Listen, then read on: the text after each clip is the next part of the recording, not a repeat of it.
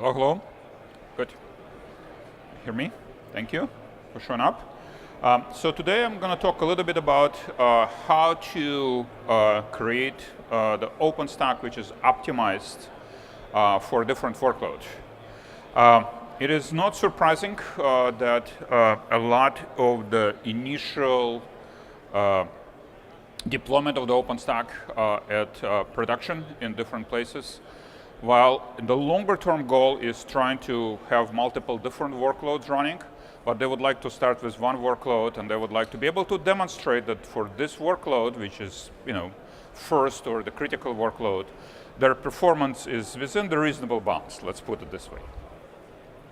So let's walk through the scenario, what you need to do in order to achieve that goal. So the first thing is not surprising, the choice of hardware still matters.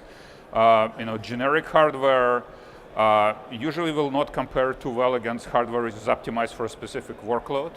So chances are you would like actually to choose a hardware which is probably was optimized for that workload in the first place. So we have done this with several different workloads. We did it with NFV workloads for the VNF and telcos. We did similar thing with Hadoop for the data analytics. And even for HPC where they really want to have very specialized hardware because they know how to optimize it. So that's kind of the first thing. While in the long term, generic hardware is a good thing, so you can run all sorts of different things, but don't expect your performance on that will be quite on par compared to the, let's call, optimized configuration for the either appliance or the solution which was purposely built. So the second part after the right choice of the hardware, not surprising, you have to configure that hardware which is specific to that workload. And while we have all sorts of beautiful tools like Ironic to be able to make it happen, somebody have to go figure out what is actually the right configuration per workload. And when you go and optimize it for a next workload, you know what to do and you can program it the appropriate way. So after you did your hardware configuration, then of course you have to do the next step. You need to configure the OpenStack to take advantage of all of that, and the OpenStack configuration actually also very differently for different workloads. Finally, you have to put all of those pieces together and put it into the solution which you can actually support in the field that have life cycles. So it means it have to be fully automated, and you will be able to manage that from the day of the deployment through the update and upgrades and replacement and so on. So it's a fully supportable solution. Sure enough, for the first time you're going to do it, you can do it manually, and you'll be happy to be able to demonstrate it. But if you really want to be a repeatable process, you would like to have a set of tools which help you dealing with it. So let me introduce kind of a couple of things we have done to make, since we have dealt with that many times, people come to us, Dell EMC is widely viewed as a hardware company. So needless to say, they come to us and ask them, what should we do for that when we are doing it for a specific workload? Can you guide us to that? And especially since we do have various solutions which are optimized, not OpenStack based, but basically purpose-based solution optimized for a specific workload. How does your OpenStack based solution compares to that purposely built solution? And if our answer is the different performance difference quite significant, and they're not happy for obvious reasons.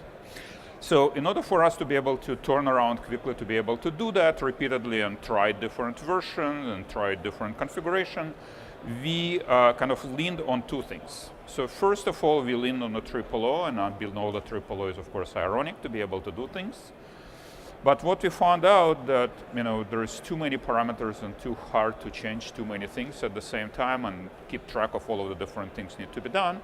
So we created a new layer above that we call JetPack, to kind of point out that we are optimizing things and making it easier. And that's again open source based project jointly done with between Dell AMC and Red Hat as we were trying to optimize our joint solution for that. I'll go a little bit about talking about JetPack, and then I'll talk a little bit about OOO, which is probably more familiar with the people. So the way we deal with JetPack, we basically created a layer above OOO, which allows us to create profiles where you can ask, and the profiles are predefined for specific workloads. So we know what are the right configurations are, all the way from hardware to the OpenStack, to the kernel parameters, for the entire thing. And we kind of predefine if you would like to have workload for this, then here is we'll set them all automatically for you. There's some additional information we'll still ask you to pass in. For example, IP address space is specific to you, that has nothing to do with the profile, and so we can deploy it. But after that, basically push button and it goes and deploys the entire solution, setting up all of the hardware, setting up all of the INI files and JSON files for the OOO or SP director, and deploys the entire solution. So all of the machinery which you're familiar with to be able to support the lifecycle of the solution is still in place. And moreover, we kind of extended JetPack also to have a little bit more optimized scripts to be able to the code base, so you can do the lifecycle of the solution also, but it's again layered on top of the OOO and relying on OOO support for the upgrade and update and so on. So right now we predefined 2 profiles.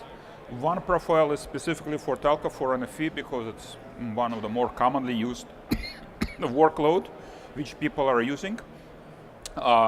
And I'll go a little bit on details of that, but you can always stop by at our booth, and we have actually the small hardware stamp running, and we can, we configure that with one profile or another with 2 predefined profiles as we currently have.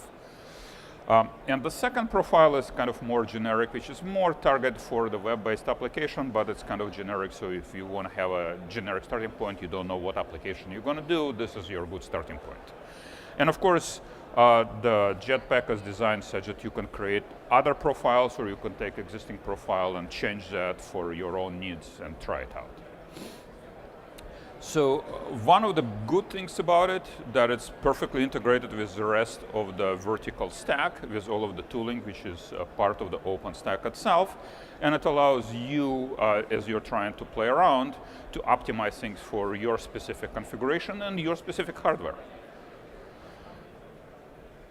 So as I mentioned, we are layered on top of the OOO. And there is obviously the benefit of the OOO, which I want to stress out. Obviously, the first and foremost, it provides deployment and lifecycle support flexibility for the solution. So you can have the support from day 0 to day 1. To day 2, it's in-place upgrade, in-place updates. It's upstream project, so you can, it's under full governance of the OpenStack and makes life easier. They have multiple companies who are doing the services based upon that. So you can do it yourself.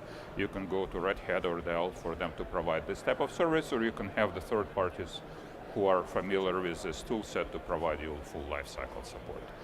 And again, it's fully extensible, so there is a lot of extension going on right now, both to optimize the hardware, so we wanted to optimize it, we want to add another component of the solution, let's say SmartNIC.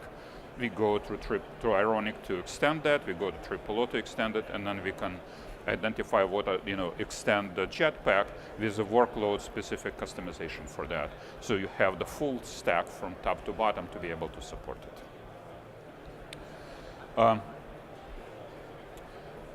So as I mentioned before, this is, that's where the code base lives. Feel free to do, peruse it or extend it or use it any way you prefer. Again, it is based upon a Red Hat OSP, but obviously works with OOO, basic OOO also. And the primary goal is that you are able to provide the full lifecycle support specific to the workload you're running. Not a generic one, but to the specific one. And so you can do the continuous testing of the updates and upgrades with that before you deploy it in the field. And you, of course, can extend the profiles, either create a new profile or take one of the existing profile to extend it a little bit. So we actually do it all the time. With every release, we decided to extend the next feature into the solution. For example, I know we have the huge pages of this size. Now we would like to be more flexible and extend it to have a couple of different options for the huge pages. Or we have support for 25 gig right now. We would like to extend it to 100 gig NICs. Okay, we update the profiles or create new profiles for that. And as I mentioned, provides a day zero for initial deployment, and then we have the tooling is part of the JetPack, again layered on top of the scripts which are part of the triple on OSP director to do the upgrade and update of the solution. So let's kind of look a little bit under the covers. When we say we talk about the profile, what exactly do we mean? So you should look at that kind of on two stages. So this is a set of the configuration for the triple O which we pass in, which need to be configured. And then from triple O, it goes to Ironic and said, since I'm configuring those are my configuration which have to go on the hardware. There is sometimes additional thing we need to do in the operating system to tweak some of the parameters are also part of the same thing. But on the top level, we basically say, here is the configuration I would like to do for my profile to be optimized. And we put them all together and say, here is the configuration we do, and that automatically goes and populates the configuration which we pass into the triple O. We still don't do the whole thing. We ask a couple of questions for you.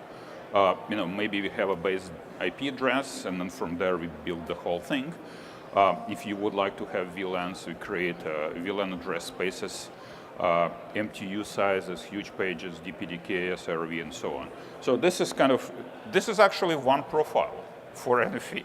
You have to go and set all of that stuff up in order to get an optimized configuration, and then you have to go, and the hardware configuration under the cover is automatically set up.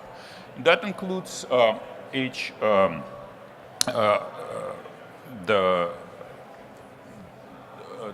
the bonding of the NICs, so you have the resiliency built into that.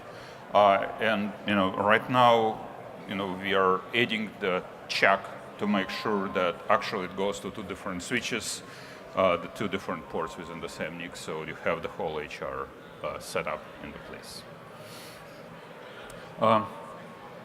So I guess this kind of more or less a takeaway from this presentation.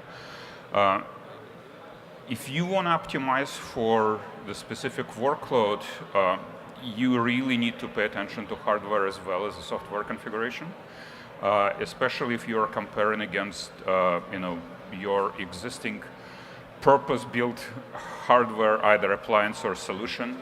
And this is what the expectation of your customer, what the performance is supposed to be like. So again, the best thing to do is to choose a partnership which understand that and they build the solution together, and pay attention to that. The second one is we encourage to use this profile because it minimizes error proning and simplifying your deployment. Not only day zero, but day two, where you have to support it in the field because all of the pre-configuration are pre-set up, so it's easier to do. And we view that as a simple value add. It's not under the OpenStack umbrella yet as a project, but it's fully open source and governed by the same principle as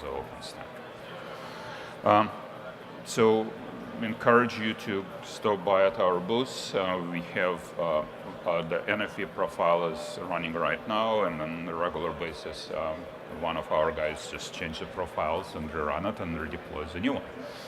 So just to show how easy it is to be done. Luckily, we not use the same IP address space, so it only changes the profile configuration. Take it and make it real for your workloads and for your customers. Thank you. And if you have any questions, I'm here for you guys.